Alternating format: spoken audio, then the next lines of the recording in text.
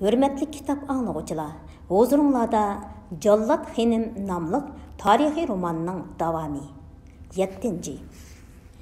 Kəş peşin bilen Altın Darvazası arqılıq Ostanıga kirib kelgan çoqur yüz, yol boyu arqısından taqib qilib əgişib kelgan Molla Naqi xalifəyə qarab, közləri arqılıq xoşlaşış işarəsi qıldı da, Udul Məxtumzada qasriga qarab mağdı. Harmığayla burader, dedi darvoza oldidagi Chinarning tövdə saydab o'tirgan Rajab Darvish cho'qir yuzini ko'rib. Assalomu alaykum xalifam, ne'matlik eshon pirim esanmi?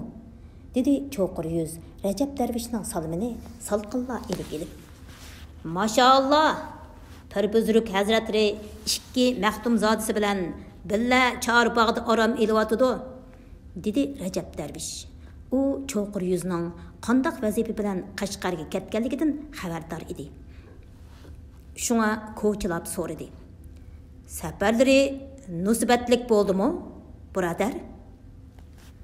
Pirimga xabar qilib qo'ygan bo'lslar, didor muloqotda bo'lg'in ba, dedi cho'qir yuz Rajab Darvishning savolini javobsiz qoldirib.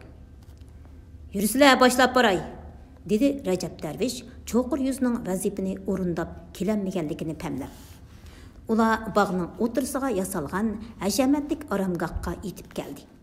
Tal barang ustidagi supi ustiga silingan maxmal ko'rpa ustida Maxtumzoda Xo'ja Abdulla Eshon ikki o'g'liga Sulki Isoqiya ahkomlari haqida savoq berib o'tadi.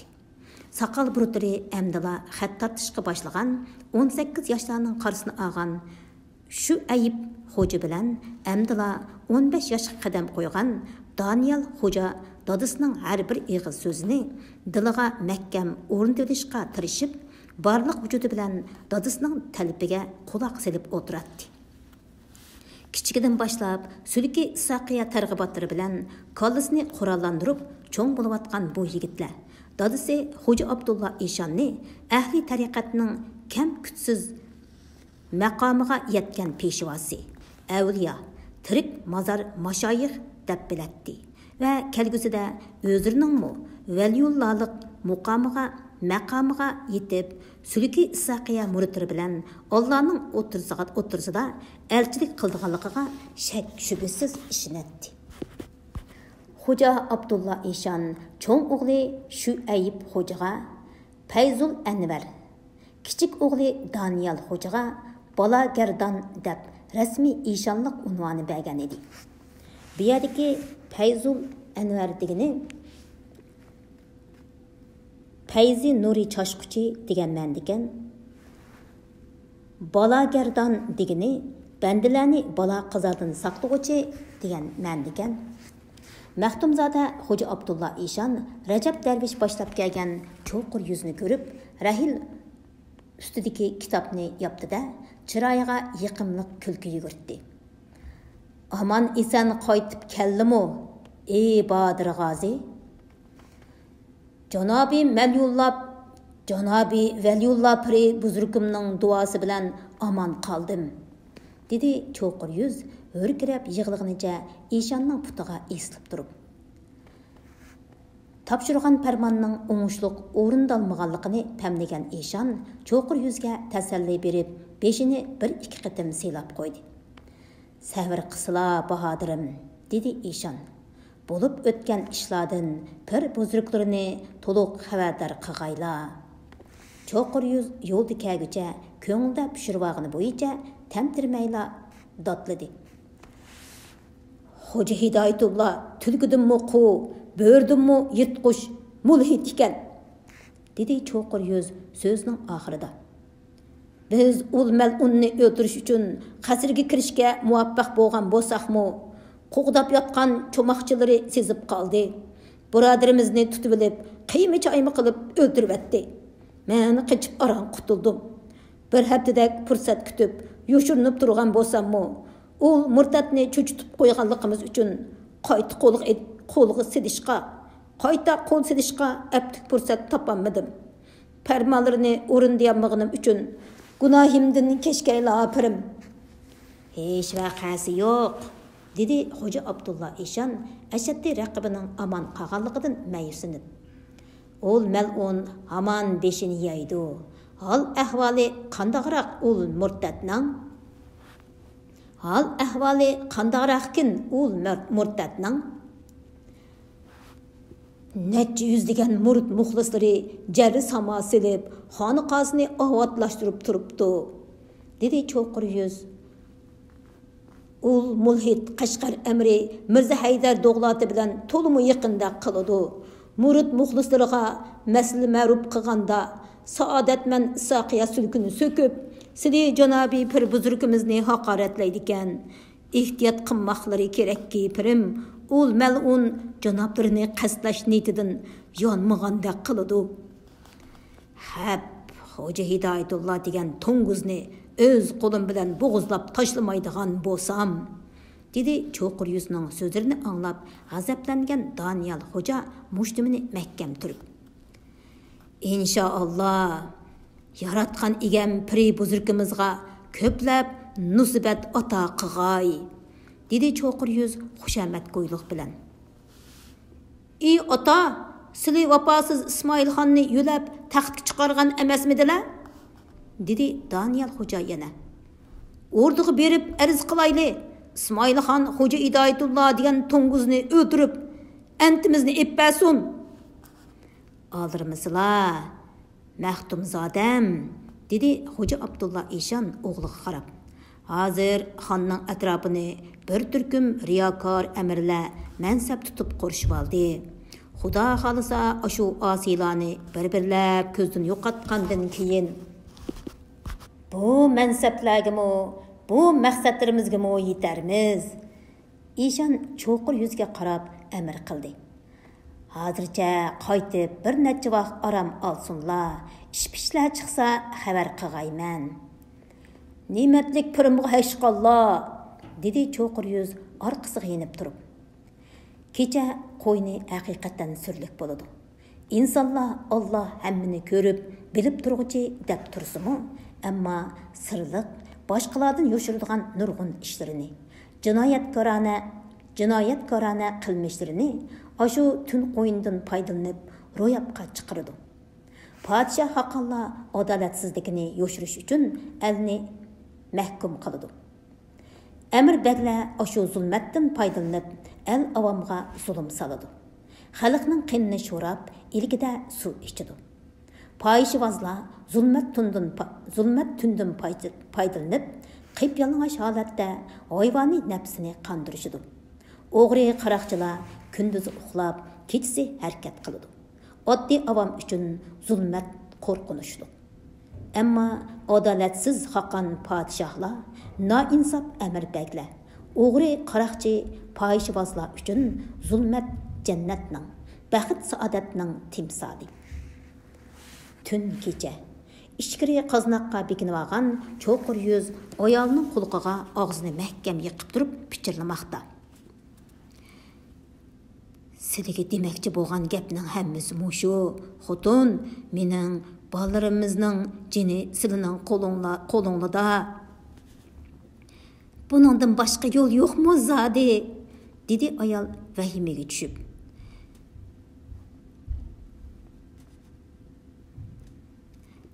Nimani degan bilan Maxtumzodimizga qo'l berib murid bo'lganmiz, pirning qisosi qilib la'natgardi bo'lmayli deyman-a?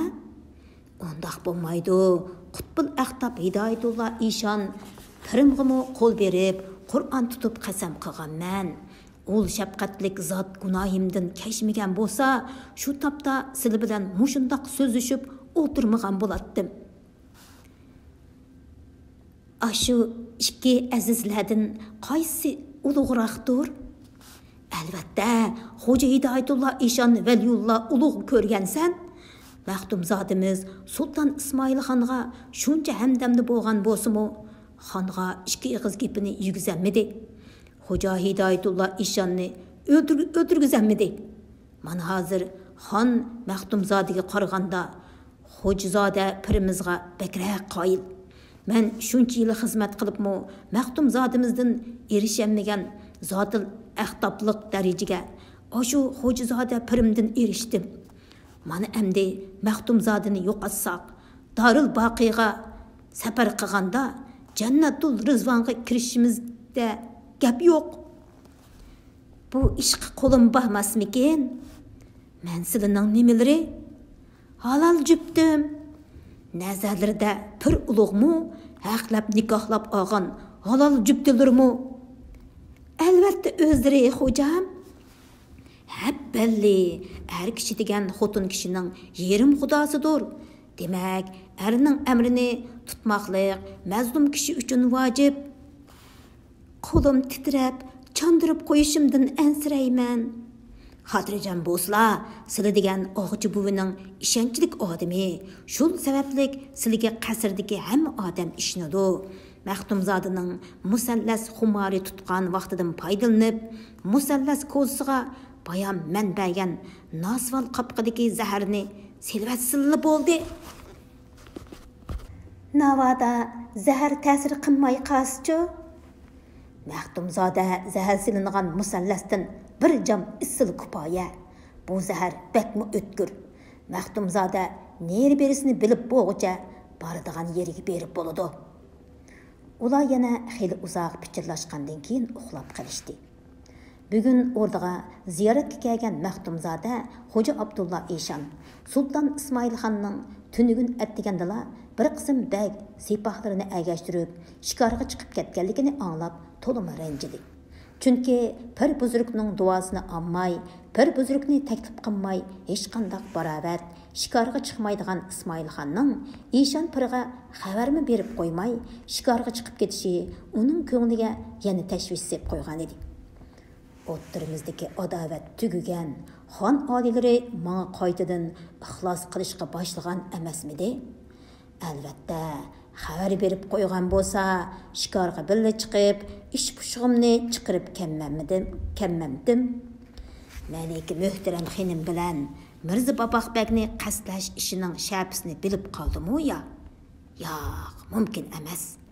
Agar shundoq bo'ladigan bo'lsa, bu ishdan ozdir ko'pdir xabar topgan bo'lardim.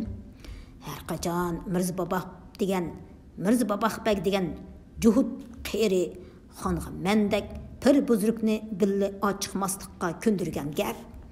Ajab, kichiklarining gapiga quloq silib, bizda kat piri azizlarni chattiq qoldiradigan bo'lib oldi-ku bu yuzsiz sulton. Hap, mushu ishlarining qazosini tatib qolar bir kuni. Xo'ja Abdulla Eshon o'ylagan siri qursoq ko'piki bo'ladi. Qursoq ko'piki bo'lgan siri ichi pushatdi. Bog'da shu tarzda yolg'iz o'tirgan Eshonning birdilla musallas ichib, ish pushig'ini chiqarg'isi kelib qoldi. Qaysing ba?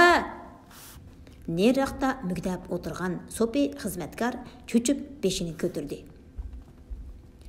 Yugur, berib bir ko'za musallas akal. So'pi xizmatkor bog'ning darvozasida Rajab Darvish bilan to'qirishib qoldi. Shuncha aldirash mengib naga? So'rdi Rajab Darvish.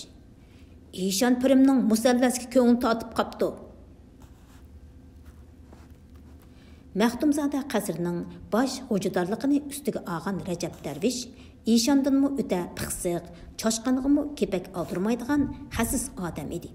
U kun bo'yi orom olmay temiz qilib yurib bog', qasr va oshxona o'tirsida qatiraydi. So'pi xizmatkorlarning bog'ning biror tal yemishiga qo'l tekkizishidan tortib, oshxonadagi oshpazlarning biror burda nonga ig'iz tegishigacha ko'z quloq bo'ladi. Sizlar berib pirimning xizmatida bo'lsizlar, musallasni hozir o'zim yetkazib beraman. Rajab Darvish shundoq dedi-da, oshxonaga yondosh silingan yemak-ichmak iskladidan yaxshi ichigan bir ko'z musallasni oldida, ko'ngan odati bo'yicha oshxonani bir tintib bitib, ondan boqqa bormoqchi bo'lib oshxonaga kirdi. Oshxonada cho'qir yuzning ayoli boshqa ayollar bilan birlikda tushlik g'izo tayyorlayotdi. Biror narsa lozimmikin xalifam?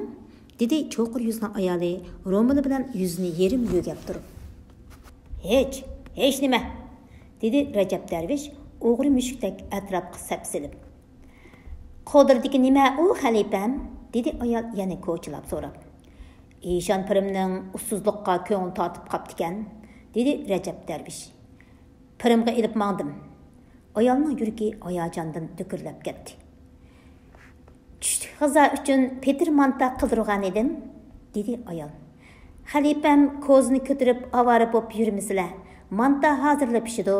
Ussizlikni manta bilan qo'shib xizmatkorlardan avatib beray. Sizlarmu Eshon pirim bilan hamdastixon bo'lib eg'iz tagsizlar.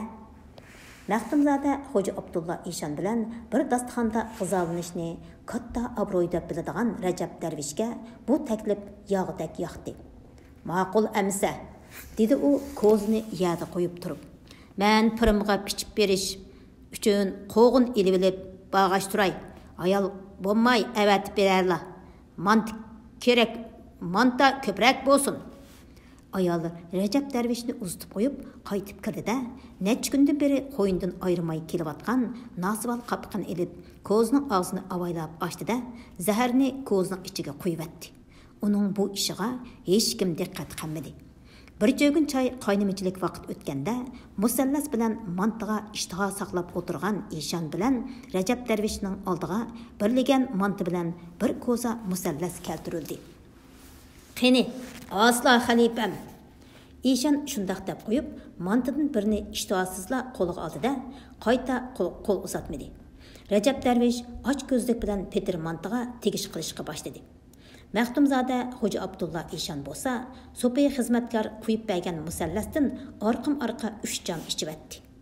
Ustab turgan Eshonga muzdak so'g'uq musallasning ta'mining o'zgacha tetishi ancha bilinmadi. Musallas tilini azroq qo'rg'an bo'lsa-mu, boshqacha xiyolda bo'lmadi. 4-jam musallasni gupiltib ichayotgan Eshonning maydasi birdilla pichoq tiqqandek og'rib, tili samrib qolgandek bo'ldi. Ko'zi to'rlashib, butun badani qo'lashdi-da, besh qiyib ko'ngli o'ynashga boshladi. İç-içidan o'rlab chiqqan qayga Eshon bardoshlik berolmay, dasturxonga yondiribdi.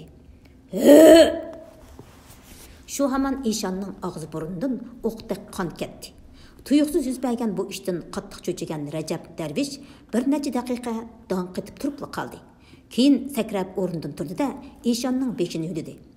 Pirim, nim bo'ldi sizlarga? Ah, Xudoyim, o'zing panohingni saqlag'aysan. Maxtumzodam, deb uzib ingridi Eshon tili qalvalishib. Darhol Maxtumzodlarni chaqiringlar.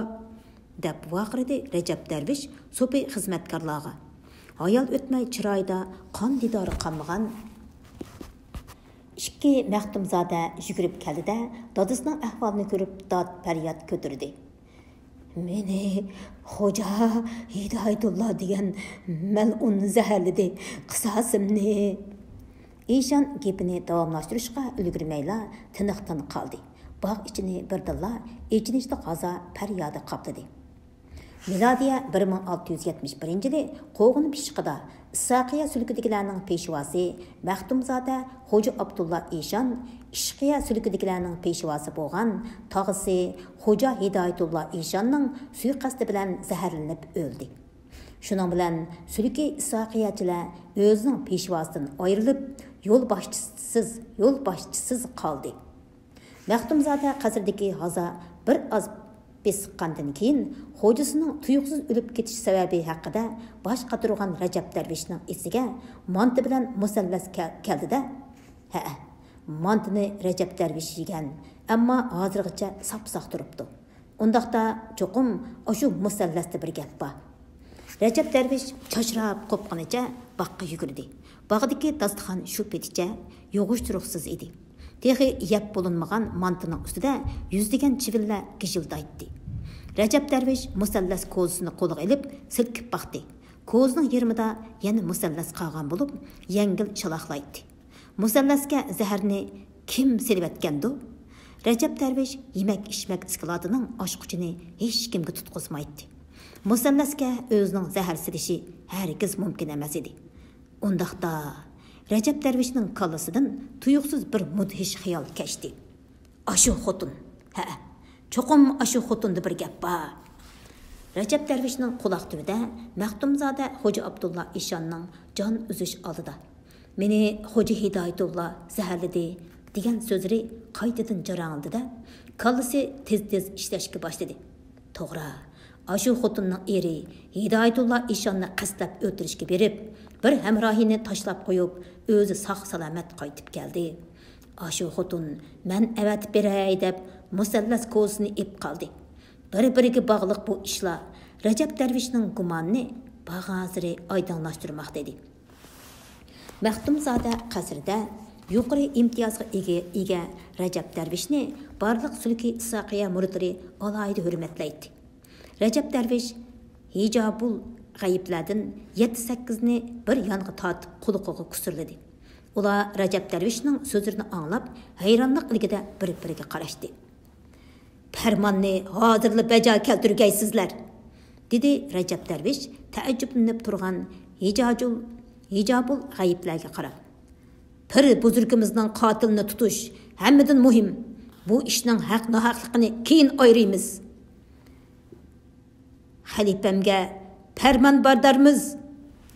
Hijobul g'ayiblar shundoq deyishgunicha cho'qir yuzning uyiga qarab yugurishdi.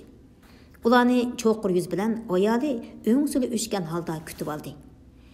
"Ikkilariga xalifamning gapi bor ekan", dedi ularning yo'l boshchisi.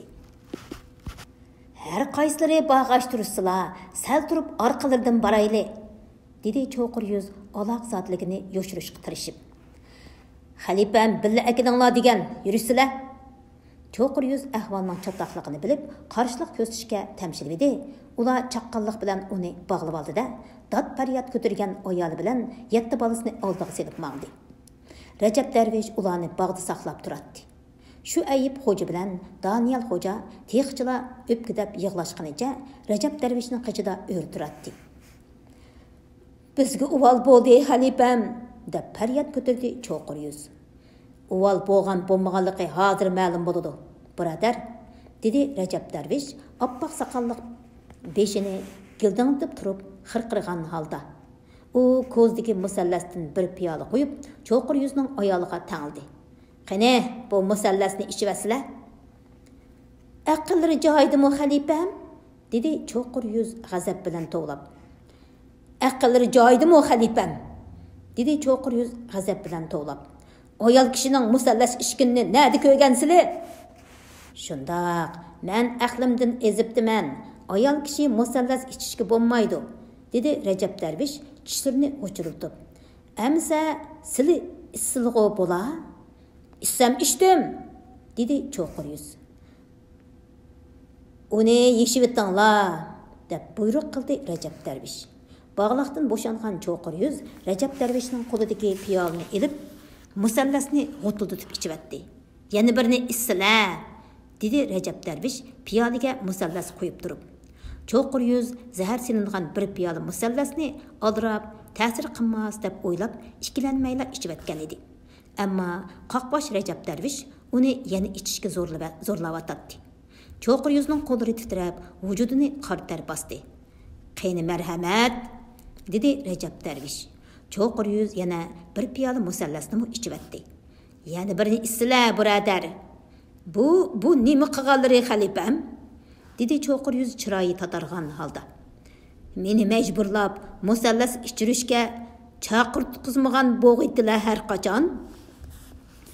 "Hammasi ko'ngillarga ayon, birodar", dedi Rajab Darvish cho'qir yuzga maqtak tikilib turib. "Rahmatlik pir buzrukimmi mushu musallasdan 4 jamni ishgan edi. Sizlar texi amdil 2 jam ishdilar. Qani xo'sh, pirimning muborak livi tekkan musallas bu. Amdi hergiz ishmisizlar?" dedi aloqazat bo'lgan ayol erini ogohlantirib. Cho'qir yuz sirning pash bo'lib qolganligiga ko'z yetdi-da, o'libdi tugishib, xotin bolalarni balo qizotdan qutuldirib qilishni ko'ngliga pukdi. Piyoldagi musallasni güppidi ko'taribdi. Shu hamon uning qo'rsiqi mujub og'rib, yuragiga minglab pichoq sanjildi. Tili samirib, yuz muskullari qimildab qichishishga boshladi. U birdilla g'arqiritib qon qustida yotgan yeriga paloqqa yiqildi. "Hammani men qilgan xotin bolalarimning bu ish bilan aloqasi yo'q. Sizlarni bundaq qilishga kim buyurgan, birodar?" so'rdi Rajab Darvish yerda jon talishib yotgan cho'qir yuzning beshiga kelib. Cho'qir yuz og'zini 1-2 qitim o'malidi-da jon uzdi. Erining o'lganligini ko'rgan ayol dod faryod ko'tarib edi. Rajab Darvish to'lab to'xtatdi. Cho'qir yuzning cho'ngi 14 yosh, kichigi endi 2 yosh kirgan balari ko'z oldida yuz bergan bu dahshatli fojiadan qo'rqib yo yig'lashni, yo kulishni bilolmay qetib qilishgan edi. Ayta! O qari ko'ngil, qari ko'ngil mazlum, zaharni musallasga nima uchun solding? Dedi ishon o'likdek tatirib ketgan ayolga nashtardak tikilib turib. Uval qimsila xalifam, zaharni men solmadim, dedi ayol qat'iylik bilan. Amisa kim soldi? Xudo biladi. Allohning muborak nomini tilingga og'uchi bo'lma, jodi, dedi Rajab Darvish birdinla g'azabga kelib. Agar rost gapingni qilmaydigan bo'lsang, muni kuchuklaringni birini qo'ymay bo'g'izlab tashlayman. Ayol vahimaga to'lgan ko'zlari bilan birda Rajab Darvishga, birda potli manqalarini yiqitishib, undugurak yig'lashqami petnamay o'pkadab turgan ballarga qaradi. Ammo zuvan surmidi. Savr qachisi to'lgan Rajab Darvish amdila 2 yosh kirgan qizning kichikkina ko'kulisidan qamallab tutdi-da, o'ng qo'lidagi xanjarni balaning kekirdigiga tangdi. Qo'rqib ketgan qizchaq qiyqirab yig'lashga boshladi. Balani qo'yivasizlar, xalifam. Narasiydi balada gunoh yo'q, dedi ayol aloq zodlik bilan tipirlab. Amiz ayta, seni zahar silishga kim buyurdi? Men qilmadim, dedi ayol yana tinibilib. Mana amisa. Rajab Darvish balaning bo'yniga xanjarni zarb bilan urdi. Shu hamon balaning nozuk tini yerga yiqilib, chilgidek kichkina beshi Rajab Darvishning qo'lida gildanglab qoldi. Balaning bo'ynidan chashrab chiqqan qon Rajab Darvishning maydasiga tushib turgan oppoq saqlini qip-qizil bo'ydi. Xo'sh bo'lay, menday. Ona ana shundoq ayiblash asabiylarcha vaqirganicha qizining boshsiz gavdasiga o'zini atdi. Singlisining fojialik o'limini ko'rgan aka hadilari qo'rqinishdan bir-biriga yepishib, g'ujmaklashib oldi. Dahshatlik vahimadan bolalar yig'lashnimi unutib qolganda qiladi. "Avu jodini yo'lab turg'izinglar", dedi Rajab Darvish qo'lidagi bolaning beshini xuddi bir tal chamg'urni tashlagandek cho'rib tashlab. Chaparmanlar ayolni yo'libidi, beshi bir yangi qiysiib qoldi. "Bu jodi o'lgan o'xshaydi, xalifam", dedi bir chaparman ayolning og'ziga qo'lini tutib eqib. "O'libdi", dedi Rajab Darvish ishonmagan holda kelib ayolning og'ziga qo'lini yoqdi. Ondan bo'yin to'g'rini tutib baxtida bir yanda texchilar meshildab turgan 2 maxtumzodiga qarab dedi. "Attang, bu jodining jini ajab bo'shkina." Ko'z oldida yuz bergan farzandining ichinishlik fojiasiga bardoshlik berolmagan sho'r peshona onaning yuragi yerilib ketgan edi. Jannat makon piri buzurkum, qotillarining otarminni iniqlab, o'z qo'lim bilan bo'g'izlab tashlamasam, do'zaxga bo'lib ketay, deb faryod chekdi Rajab Darvish. Boshqalarmi Rajab Darvishga ergishib, qaytadan og'zi ichishdi. "Oh, ishon pirim, bizni tashlab ketdilig'u, yurak bag'rimizni dog'lilig'u. Hazreti Davud alayhissalomdek xush ovozini nadin anglaymiz endi. Oh, mehr shafqatlik Valiyulloh hojam, shahid ketgan hojam." So'pi darvishlar bir pas og'zi ichishgandan keyin jim bo'lishdi. "Maxtumzodlarimizni qasrga opirib qo'yinglar, charchab qolmasin", dedi Rajab Darvish. "Yo'q, men Hazrati Padrimni qasdigan qotilning kuchuklarini o'z qo'lim bilan bo'g'izlamasam, hargiz puxodan chiqmayman."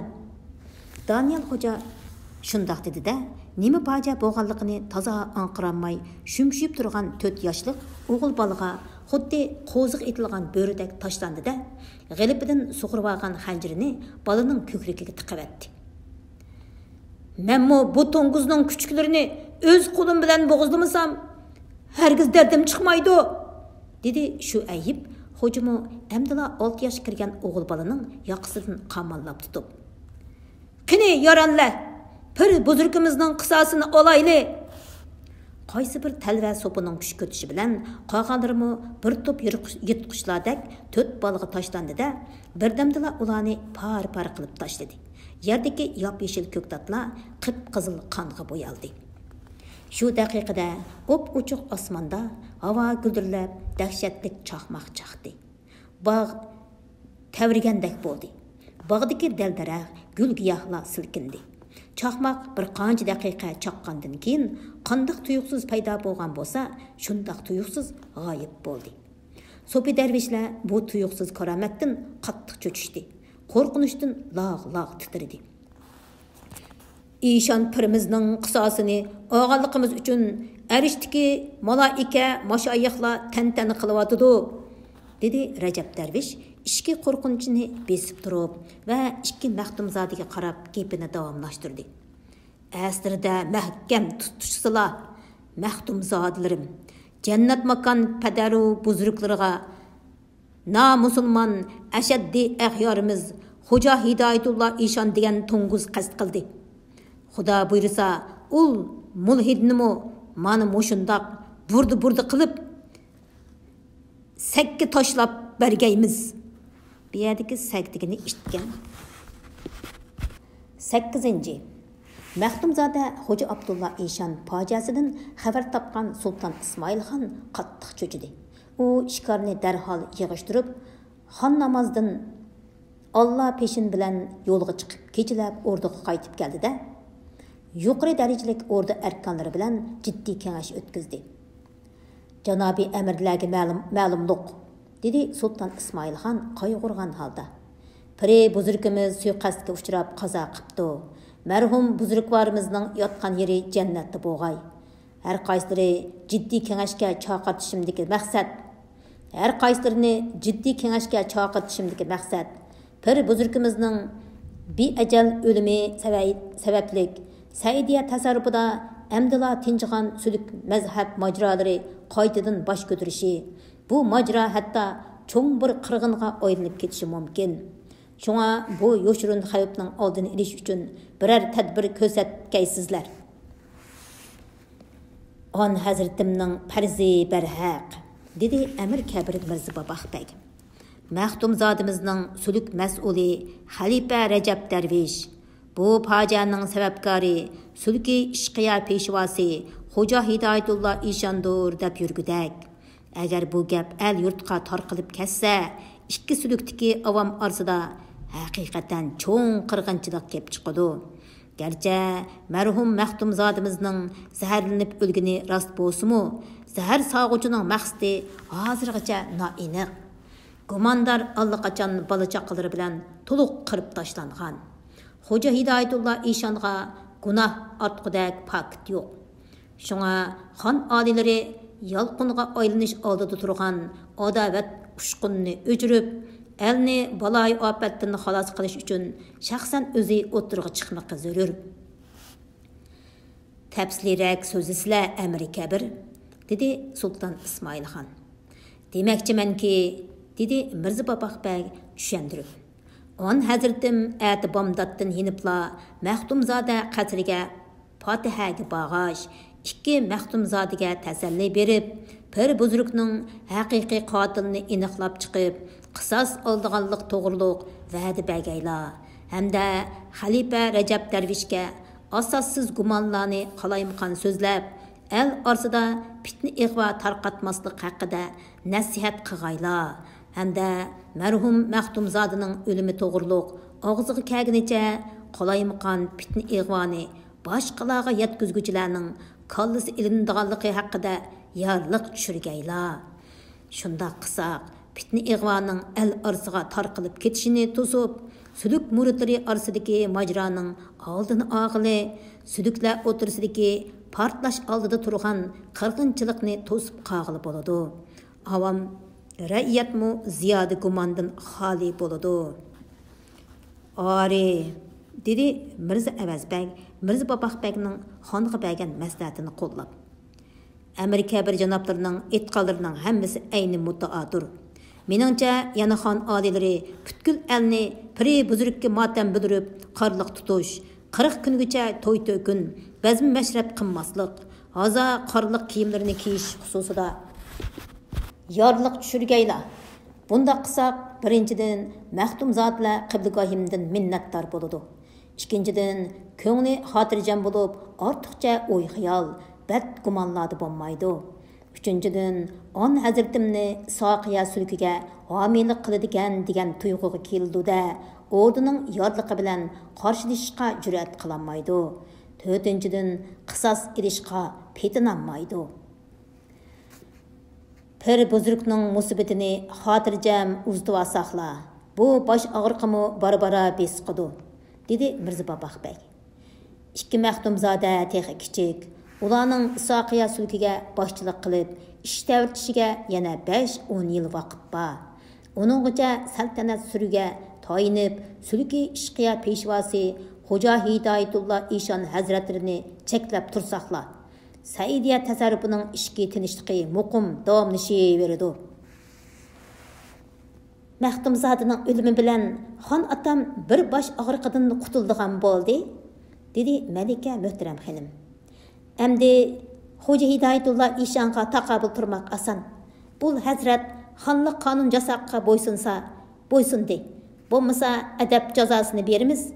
Ishqilib Maxtumzoda Eshonning o'limi saltanatimizni suluk balosidan qutuldirdi. Gerçi Malika muhtaram xonim Sultan Ismoilxonning ko'nglidagi gapni qilgan bo'lsa-mu, nima uchundir xon uningga norozilik bilan olaydi. Ular fikr birligiga kelgandan keyin Mirza Devonning bosh mirzisini atigacha 2 parcha yorliq tayyorlashga buyurib kengashdan tarqalishdi. Әтісі әттігенде, азы киімі киген Sultan Ismoilxon барлық орда әрканларыны әгәштіріп, Maxtumzoda қасірге келді де, 2 Maxtumzodaдан hal sorab, пәті оқыды. Xalifa Rajab Darvish bilan ayrim ko'rishib, pakit isbot yo'q so'zlarni qilib, el arsida fitna fasod tarqatmaslikni chekiladi. Maxtumzoda Xo'ja Abdullah Eshonning meyit namzini tushirib bo'lgandan keyin 2 Maxtumzodani o'ng so'l tarafiga ilib, tavutning oldida hazi ichib mangdi. Sultan Ismoilxonning shu darajada ko'rsatgan iltifotidan ta'sirlangan 2 Maxtumzoda shu ayib xo'ja bilan Daniyal xo'ja ko'zlariga minnatdorlik yoshlarini elishdi. Otasining qotilini tepib, jazolab berishni xondan qayta o'tindi. Ismoilxon ularga va'da berdi va 2 Maxtumzodani bir ustoz tutadiganligini bildirib, shu yerda ularga qo'l berdi. Buningdan qattiq ta'sirlangan Soqiya qisoschilari xon yorliqiga amal qilishga majbur bo'ldi. Bu ishlarni o'z ko'zi bilan ko'rib turgan Rajab Darvish ishqiya sulkidagilardan qisos edishni Sultan Ismoilxonning cheklab qo'yganligidan ko'ngilda norozi bo'lsa-mu, davron ko'tarishga amalsiz qoldi. Shundoq qilib, Maxtumzoda Xo'ja Abdullah Eshon fojiasi ana ashundoq besiq turildi.